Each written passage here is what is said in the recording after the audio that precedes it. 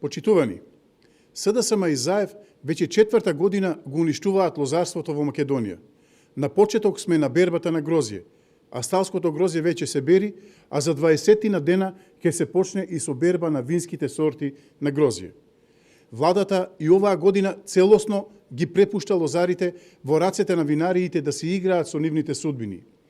Ако минатата година под изговор на ковид пандемијата ги спуштија цените на срамни 3 до 4 денари по килограм грозје, кој ќе биде изговорот на винариите поддржани од владата за оваа година, бидејќи нашите информации се дека откупот на винското грозје ќе биде уште покатастрофален од ланската.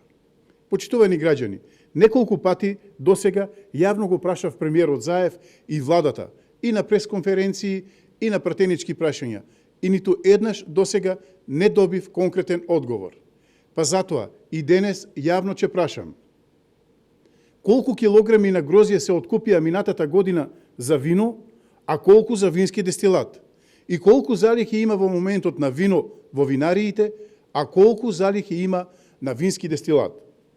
Одговор од премиерот и ресорното министерство не добивам, почитувани граѓани, бидејќи се сомневам дека се во тесна координација со винариите и заеднички работат на намалување на откупната цена на винското грозје со цел екстра профит на винариите, а сето тоа на грбот на измачените лозаропроизводители.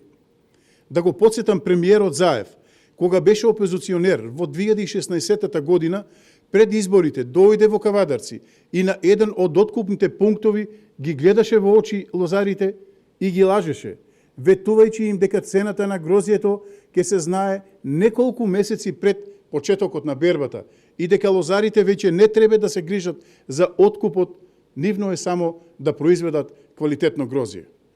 Меѓутоа, Зоран не би бил Заев доколку си остане на зборот. Човек кој во текот на денот ги менува изјавите, можеме да замислиме колку му ја мисли за некои изјави и ветувања дадени пред 4 години. На крај, почитувани господа од СДСМ, станете од удобните кожени фотели, растрчете се по странските пазари, отворете ги границите за извоз на грозје и не им дозволувајте на некои олигарси да прават монопол врз лозарството.